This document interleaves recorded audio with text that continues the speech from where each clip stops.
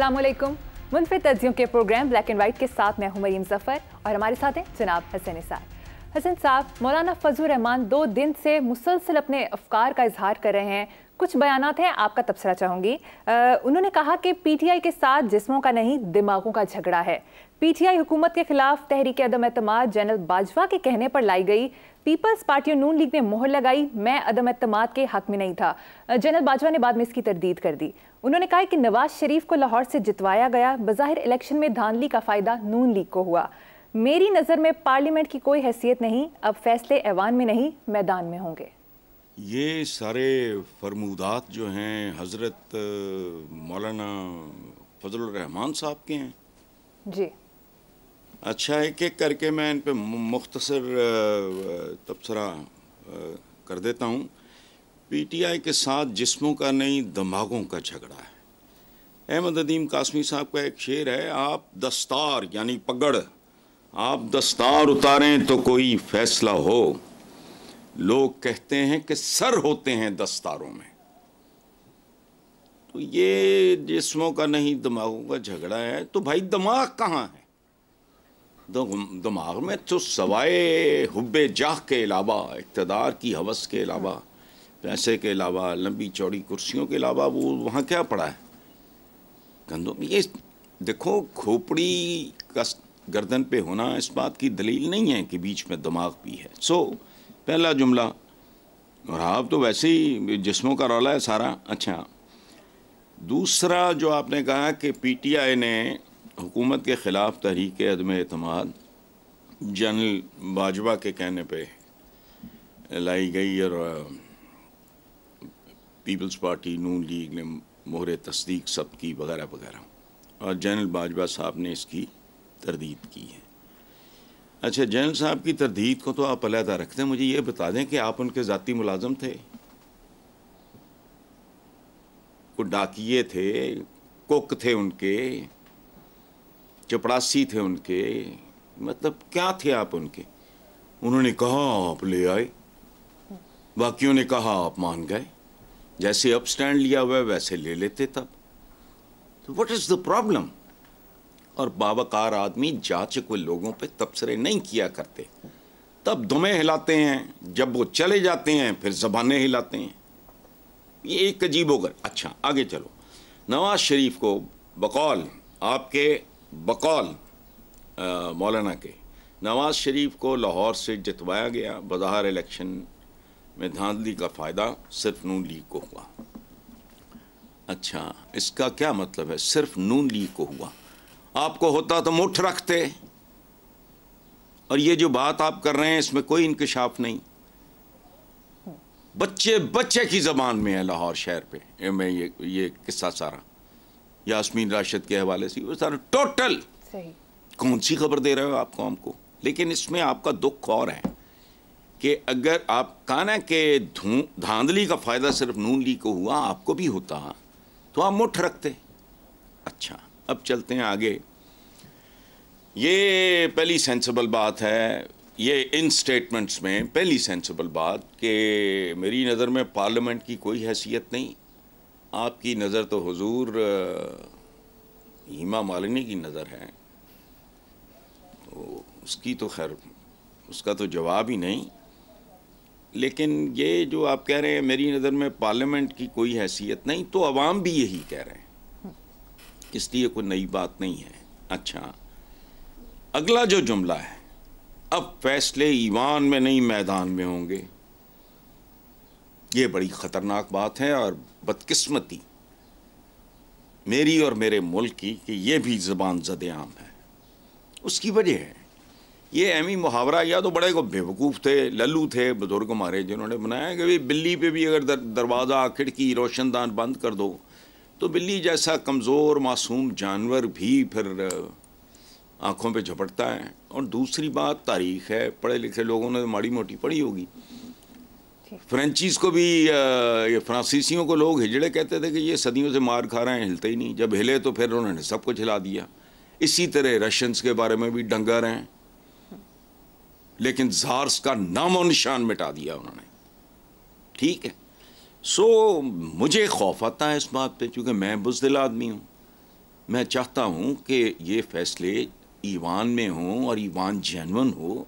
मैदान जो है वो बुसकशी का मैदान हो, कोई खेल का मैदान हो तो वो ठीक है, अदरवाइज अगर मुल्क मैदान बन जाए तो उनका फिर अल्लाह ही हाफिज होता है। जी आप ठीक है, बहुत खूब। देखो बात सुनो, एक और बात जी, ये नून लीग तो अपने गढ़ से गई, मानसारा वगैरह को छोड़ेंगे तो उस तरफ के इशारे कर रहे हैं।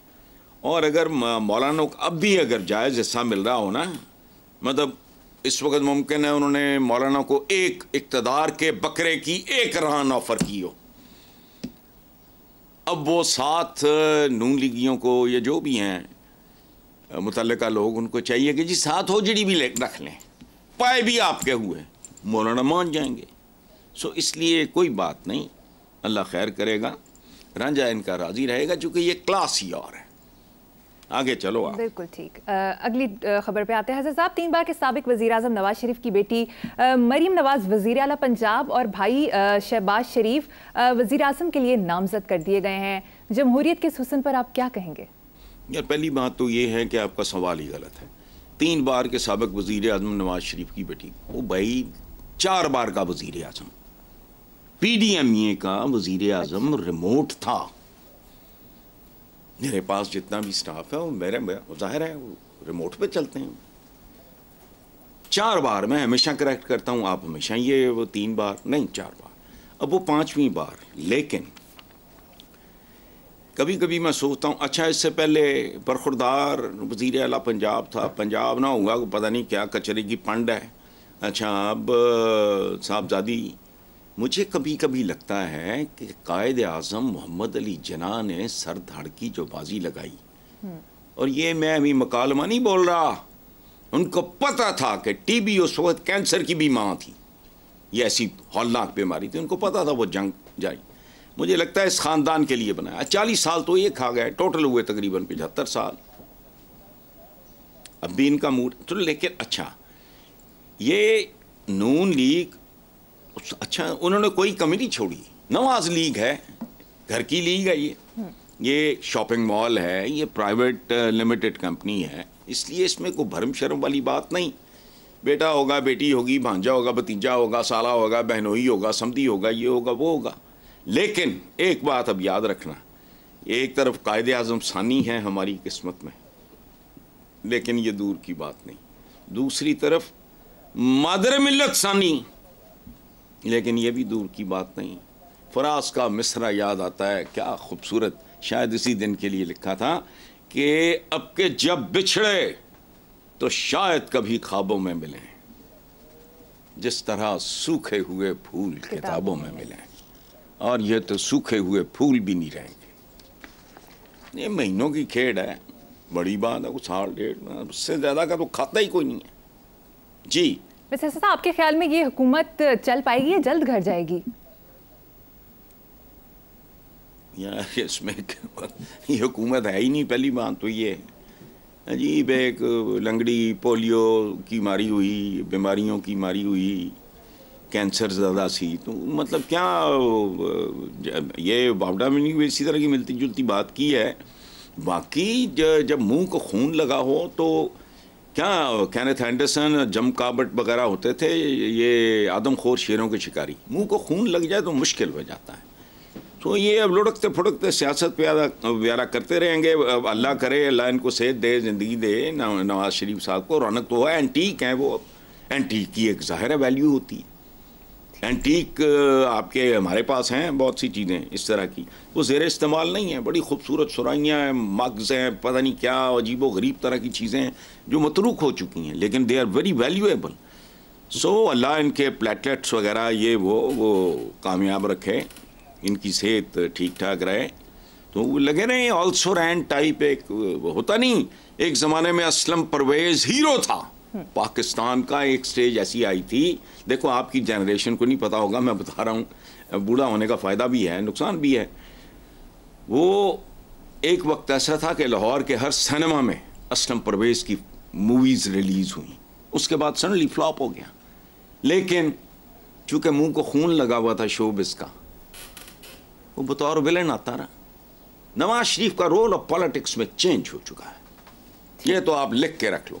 कब से कह रहा हूं, जून जुलाई का महीना, तपती जलती रेत, उस पे बर्फ का ब्लॉक, ये है नून लीग जो पिघल रहा है, ये पिघल चुका है। अब सिर्फ पानी रह गया है फर्श पे। स्वीपर आएगा, एक रगड़ा मारेगा वाइपर दा, पानी साफ हो जाएगा।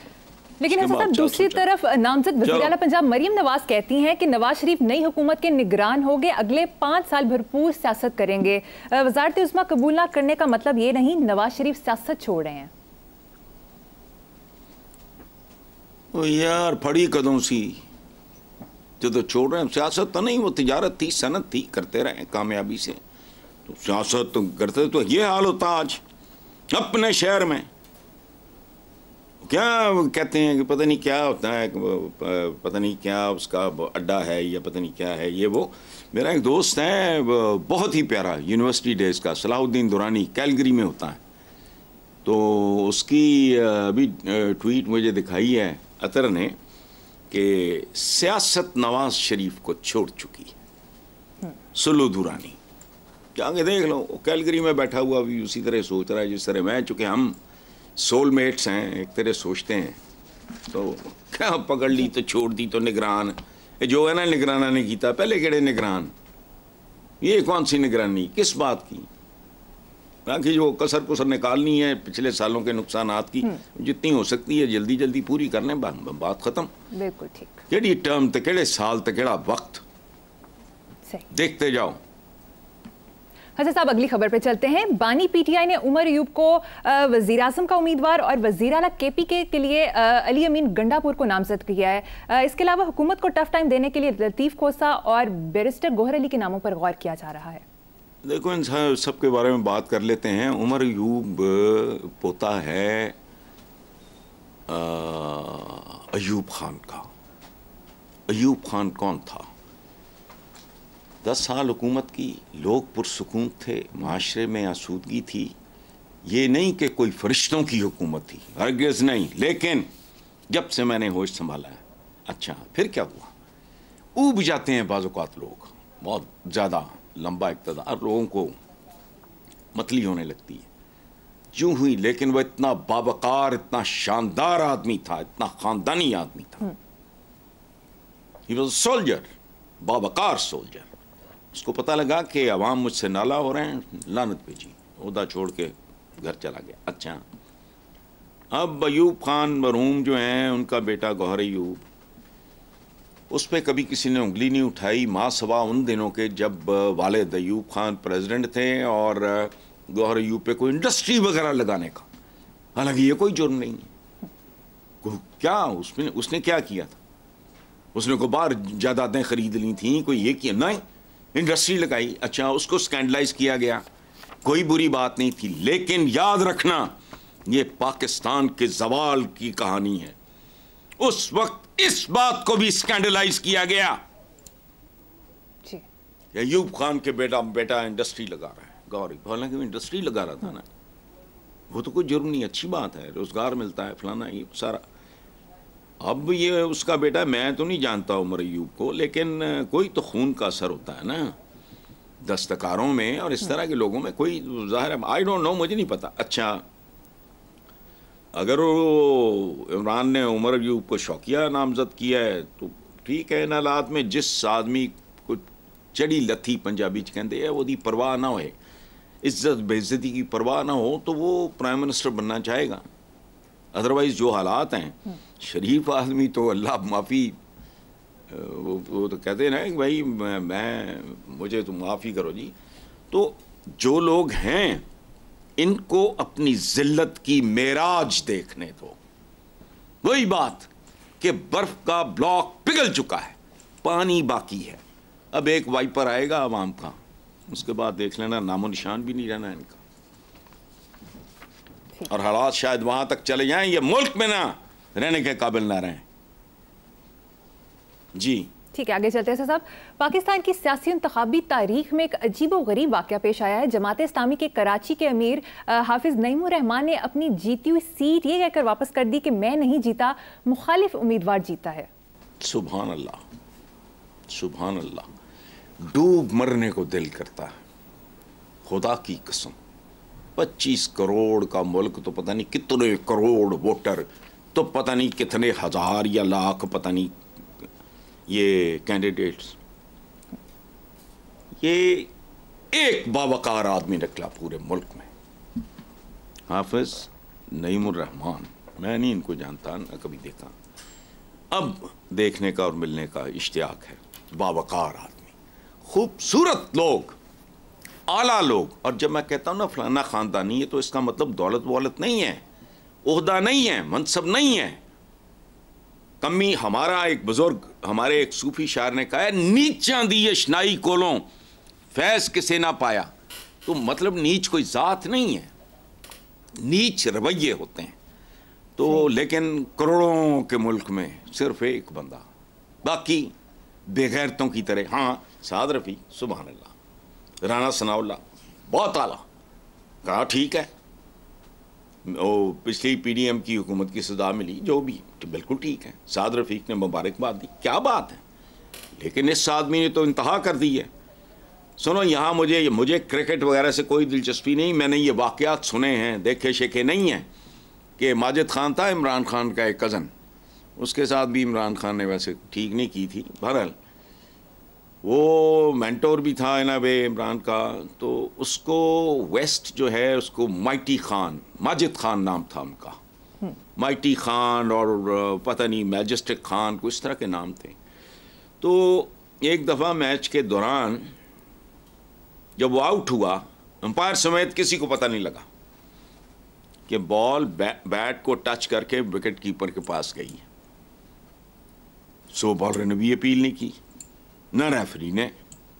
वो शेर का बच्चा पवेलियन की तरफ चल पड़ा, कहा, उसने कहा नहीं, आई नो।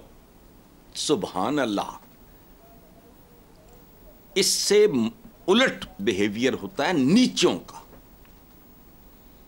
कमजर्फ आदमी, एक फराख दिल खूबसूरत आदमी, वो कहता हो यार वाह, वो अगले का, अपने राइवल का माथा चूम के मुबारकबाद देता है उसको।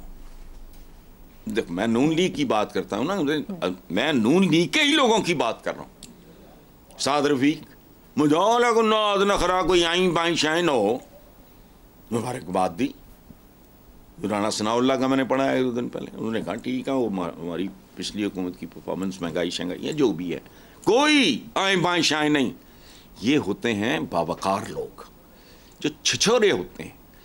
याद रखना ज़िंदगी में, मरियम आपके लिए, आपकी आइंदा ज़िंदगी में काम आएगा मेरा ये मशवरा जी। उन लोगों को फासले पे रखना, कभी मुंह ना लगाना जो कहते हैं कि I want it at every cost.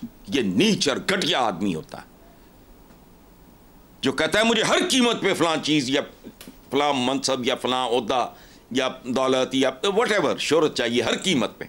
नहीं, हर चीज़ की एक जायज़ कीमत है, उसमें मिले ठीक है, वरना धुतकार दो। बहुत खूब। ये ज़िंदगी में याद रखना, जो इस तरह के लोग होते हैं ना, नॉर्मली उनको बड़ा अप्रिशिएट किया जाता है कि जो कहता है मैं हर कीमत पे ये हासिल करूँगा। नहीं, हर कीमत पे। ये शुरफा का और बावकार लोगों का रवैया नहीं होता।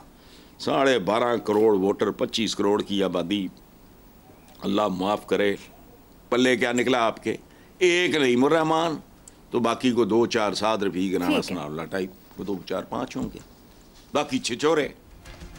अच्छा साहब, मुझे यहाँ पर एक छोटी सी ब्रेक लेनी है, देखते रहिए ब्लैक एंड वाइट।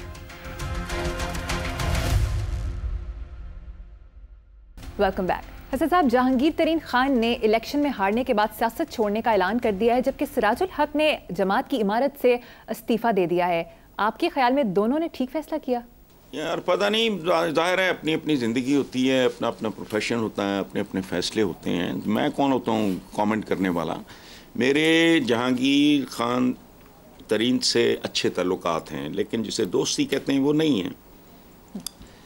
हमारी दोस्ती होती तो मैं बाकायदा उससे झगड़ा करता, उसको रोकता। उसकी वजह पूछो। एक खेल है, इसमें ये हार जाना ये उतनी बड़ी खूबसूरती है जितनी जीत जाना। देखो, दुनिया की खेलों की तारीख का बादशाह, शहनशाह है कैसिस क्ले, जिसने मुसलमान बन के अपना नाम रखा मोहम्मद अली।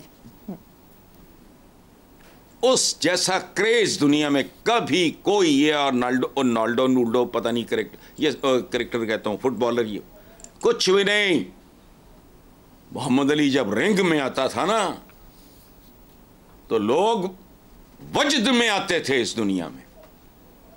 तो क्या वो सारी जिंदगी हर मैच जीता? नो, हरगिज नहीं। लेकिन तारीख उसे भुला ही नहीं सकेगी। तो जहांगीर तरीन को, लेकिन बाकी ठीक है, इनकी अपनी मर्जी। अच्छा, अब रह गया सिराजुल हक। इनसे भी मेरा अच्छा ताल्लुक है। वो जहांगीर तरीन के साथ ताल्लुक से ज़रा कम, लेकिन अच्छा, तशरीफ भी लाए थे मेरे पास। तो इनके फैसले से मुझे ज़रा ज़्यादा इख्तलाफ है। वो और तरह की बात है, ये और तरह की बात है। उसकी वजह है, जब हम यूनिवर्सिटी में थे तो जमात इस्लामी के ये जमीयत जमूत के बारे में नारा लगा करता था, लेफ़्ट के लड़के लगाते थे। मेरा जमीयत जमात से कभी कोई ताल्लुक़ था ना है ना हो सकता है, लेकिन मैं लेफ़्ट शेफ्ट वाला भी खाता मेरा नहीं था, क्योंकि वो बिल्कुल ही दीन दुनिया से बाला ही होते हैं। उस ज़माने में नारा लगता था, इक्को सीट फिर भी टीट, जमात इस्लामी के बारे में। वो तब की बात है, बुढ़े हो गए हम, कब्र किनारे कैंपस से निकल के कब्र तक पहुंच गए, हाल वही है इनका। अच्छा, दूसरी तरफ ट्रेजेडी देखो, लोग प्यारे, अच्छे, दयानतदार, प्रैक्टिसिंग मुस्लिम्स, चक्करबाजी ना होने के बराबर। मैं ये नहीं कह रहा है कि ये कोई परकटे फरिश्तों का मजमा है, लेकिन ये आला इंसान लोग, अच्छे लोग। लेकिन तब से अब तक इनको ये अकल नहीं आई कि हमें घास क्यों नहीं पड़ती। कोई कहता है कि जमात का फलाना कैंडिडेट है जी, चोर है, वारदातिया है, ये ठग है, ये कब्जा ग्रुप है, ये वो लोग मानते हैं, अच्छे वोट नहीं देते। सो सिराजुल हक की जगह 200 अमीर बदल लो, तुम्हें घास नहीं पड़नी, कोई कुछ नहीं कर सकेगा। इनको ज़रूरत है अपनी प्रायोरिटी, तरजीहात, सोच, अप्रोच के। देखो, खाली खुली अमीर नहीं, जब तक रवैया नहीं तब्दील होंगे, सोच नहीं तब्दील होगी। और ये याद रखना, कुरान पाक की विज़डम है ये, मोमिन अपने असर के साथ हम आहंग होता है। जिस दौर में जिंदा होता है उसके तकाज़ों को समझता है, उनको एड्रेस करता है। इनकी दुनिया ही और है। अच्छा, दूसरी बात, कुरान पाक में बेशक तुम गालिब आओगे अगर तुम मोमिन हो। सिराजुल हक साहब, अपनी शूरा बुलाओ, आपका तो मोमिन होना मशकूक है। दयानतदार हो, अच्छे हो, मेहनती हो। जितनी मेहनत मेरा ख्याल है सिराजुल हक साहब ने की है, शायद बिलावल नहीं उतनी की हो, जो बिल्कुल नौजवान। घास क्यों नहीं पड़ती? तुम लोग अपने अहद से वाकिफ नहीं हो, उससे हम आहंग नहीं हो। मौदूदी साहब का मसलन एक जुमला है कि इस्लाम में दाढ़ी है, दाढ़ी में इस्लाम नहीं है। इसका मतलब है मंगोल, जापानीज, ऐसी कई कौमें जिनकी दाढ़ी होती नहीं। हत्ता के बाबर, ज़हीरुद्दीन बाबर, ये गलत घटिया तस्वीरें उसकी बनाते हैं जो हाथ की बनी हुई होती हैं। उसके 4 बाल थे ठोड़ी पे, खोदा था। बाबर, उसके बाल थे ही नहीं। अब मंगोल छंगोल। अच्छा, मैंने ज़िंदगी में 1-2 बार, मेरी बड़ी कुर्बत रही काजी साहब से, अमीरुल अज़ीम साहब से मेरा बहुत ही प्यार है, मेरे भाइयों की तरह हैं। दिल भी किया कि भले ये जीते ना जीते यार, अगर कहीं अपनी एसोसिएशन की वोट देना है तुम। फिर मैंने सोचा यार, मैं I am not one of them. मैं ट्राउज़र भी पहन लेता हूँ इनके लिए, वो को पता नहीं क्या है, मगरब को कोसते रहते हैं, वो शर्म नहीं आती। जिंदगियां तुम्हारी मगरब से शुरू होकर मगरब पे ख़त्म होती हैं, तो उसको बुरा, ये अहले मगरब, ये साजिश तुम्हारे खिलाफ किसी ने क्या? एक मैं लंगड़ा लूला माजूर रेडी में पड़ा, मुझे दिखा के भीख मांगी जा रही है, मेरे खिलाफ कौन साजिश करेगा? सिराजुल हक साहब, अपनी सोच बदलो। या जिसके सुपुर्द करे आपकी पार्टी, उसको कहो काका तू बदल, मैं नहीं बदल सका। प्रायोरिटीज बदलो, अपनी स्ट्रेटजी, अपनी हिकमत अमली। चांद मरीख पे वो पहुंच गए, बिजलियां उनकी, जहाज उनके, ट्रेनें उनकी। कुरान पाक में है, कश्तियों पे बैठ के और लागर ऊंटियों पे बैठ के आओ हज के लिए। अब लागर ऊंटी पे बैठ के जाएंगे सिराजुल हक साहब? और तुमने करोड़ हाथ तो कम। कल कहते थे लाउड स्पीकर में शैतान बोलता है, उस वक्त हमें समझ नहीं आई, अब मुझे समझ आई है कि वाकई शैतान बोलता है। बोली क्या बात है, मगरिब को कोसना? No, it's a global village. हमारे किसी ने अमी आज अखबार में पढ़ा था, निगरानिया ने बूथा उठा के, वो हमारे इलेक्शन पे तबसरे ना करो या पता नहीं। हमारा चवला बंदा पूछे, जो कोई भी है, ये जलजला आए तो उस वक्त बैनुल अक़वामी बरादरी तुम्हें याद आती है, ठूठा उठा के पहुंच जाते हो। तुम्हारा इलेक्शन पे वो तबसरा क्यों ना करें भाई? नीम खानदान अनपढ़ से लोग। सो जमात इस्लामी को ये सोच गलत है। इन्होंने इस्तीफा दे दिया, बावकार आदमी वाला काम किया, लेकिन इससे होगा कुछ नहीं। ठीक है, जो आएगा वो भी सिराजुल हक होगा, जो उसके बाद आएगा वो भी सिराजुल हक होगा, जो इससे पहले थे वो भी सिराजुल हक थे। काजी साहब जरा थोड़े डिफरेंट थे, बाकी मर्जी है इनकी, मेरा क्या लेना देना, मुझे तो सियासत से वैसे ही कोई दिलचस्पी नहीं। जी ठीक है। ऐसा सब एक बुरी खबर है, निगरान हुकूमत ने जाते जाते पेट्रोल, डीजल और गैस की कीमतें एक दफा फिर बढ़ा दी हैं। गाड़ियों के सेल्स टैक्स में भी बेतहाशा इजाफा कर दिया गया है। यार खुदा का वास्ता, आप लोग बात सुनो, हम हैं आर्ट ऑफ थिंकिंग से बेखबर। हम थर्ड डायमेंशन, तीसरा रुख देखो चीजों का। अब ये नदी की औकात है, इतने एक्स्ट्रा ने मेहमान अदाकार। इन्होंने क्या किया है, मेहमान अदाकार को 2-4 सीन मिलते हैं फिल्म में, ये को 2-4 डायलॉग ज्यादा बोल गए हैं। शुरू में मुझे अच्छे लगे, वो बाद में मैं इनकी टाइयों सूटों शूटों कदी थे काकड़ भी लगी यार, नहीं खैर। वो पिछले दिनों भी कोई चीज़ें इन्होंने महंगी की, और मैंने आप ही के प्रोग्राम में आपकी खिदमत में ये अर्ज़ किया था कि ये फैसिलिटेटर हैं आने वाली हुकूमत के। जो कुछ कर रहे हैं, जो कुछ इन्होंने किया है, वो इनको फैसिलिटेट करने के लिए, ताकि गाली निगरानों को, इनका तो ना कोई आगा ना कोई पीछा। इनकी तो आज तक ना लोगों को शक्लें याद है, ना इनकी बातें याद है, ना इनके नाम याद हैं। ये तो कुछ भी नहीं, ऑल्सो रैन टाइप नहीं होते हैं। एमी 2 सीन में आ गया, वो एमी सी उस फिल्म में एक्स्ट्रा नहीं होते, ये एक्स्ट्राज हैं। ये सारी वारदातें कर रहे हैं। देखो पीडीएम पार्ट 1, ये को क्या कहते हैं उसको आजकल, वो सीजन वीजन, ये वो तो मुझे तो टर्म में नहीं आती टीवी पे। हाँ, वो सीजन वीजन। पीडीएम क्या था? पार्ट 1 पहली किस्त, निगरानी है पीडीएम ये 1, निगरानी है 2। अब जो आएंगे शाबाजी है, ये तीसरा एपिसोड, वो इनको फैसिलिटेट कर रहे हैं। चूंकि इन्होंने तो अग्गा पीछे है कोई नहीं कि जिन्नियां गालां पैनियां मालका ने आवे काका वो साढ़े हिस्से दियां गालां खा खू के फर्क हो, चल निकले तू, खत्म। तो इनको ना बुरा कहो। मैं आवाम को ये बात बताना चाह रहा हूं कि निगरानों की हुकूमत में जितनी महंगाई हुई है, वो इनको फैसिलिटेट करने के लिए हुई है जो अब आएंगे।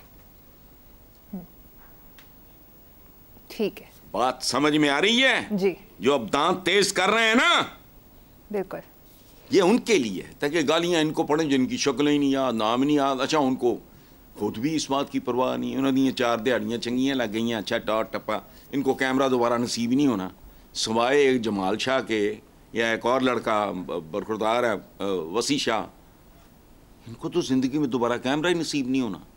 इनको तो अपने इलाके में कोई नहीं जानता होगा जी। इनके 2-4 महीने ठोके लग गए हैं, बट ठीक ठाक है, टॉट टप्पा साइयाँ टाइयाँ शाइयाँ। मैं तो काकड़ दियाँ टाइयाँ तो ही तंग आ गया, शुरू से मैंने बड़ा अच्छा लगा उस जो सूट जो टाई में यार, कभी थे काकड़ भी नजर आए नो।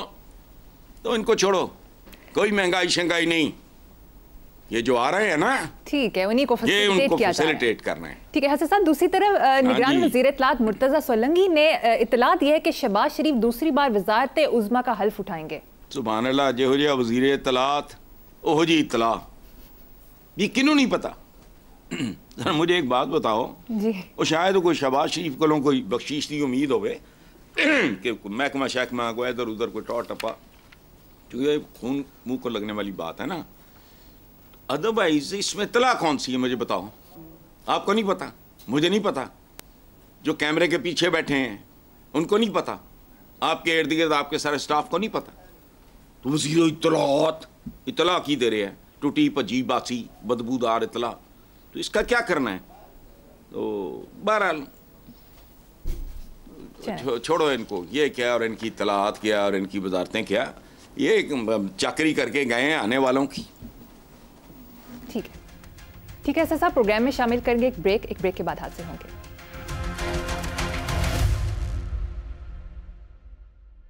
Welcome back.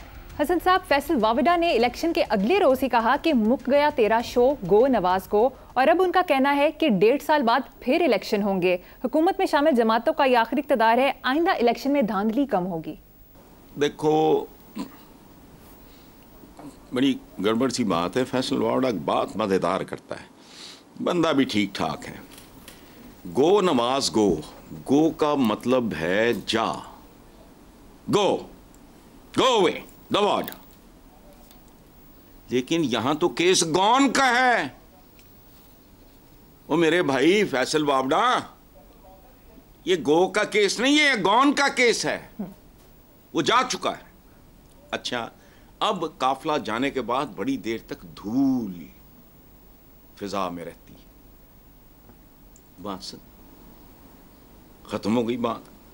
ये 1.5 साल भी मेरा ख्याल है वाविडा ने, चूंकि वो तो हमें तो पॉलिटिक्स का, अमली सियासत का तो कख नहीं पता, शायद ठीक ही हो। मुझे तो लगता है साल भी निकालने तो बहुत बड़ी बात है। और एक बात याद रखना, नून लीग का ये जो कहा कि जी वो मुकिया तेरा शो, नो यार, 2-2.5 साल हो गए ये मिसालें देते हैं आपको कि नवाज लीग इज गॉन।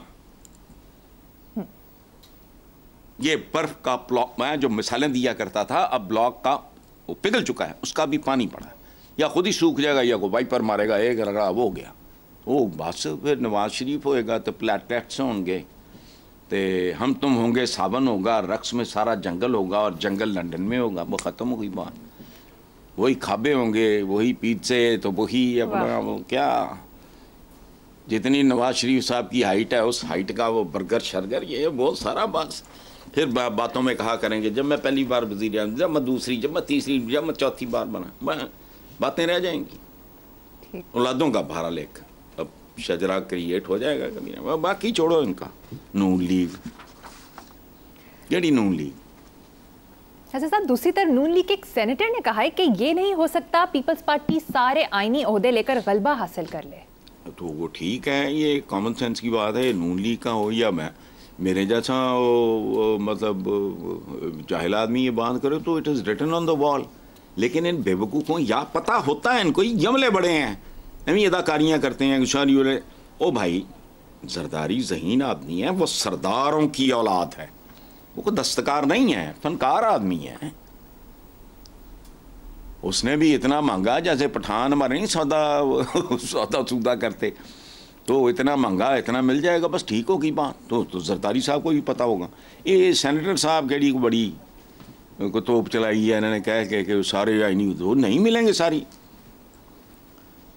फ़र्क पता है, जरदारी साहब को भी पता है, उन्होंने सारा कुछ ही मांग लिया है, 60% मिल जाए, 65, जितना उनको मुनासिब लगेगा उस पर डील हो गई तो ठीक है, वरना वो कहेंगे दौड़ जाए तो ख़त्म।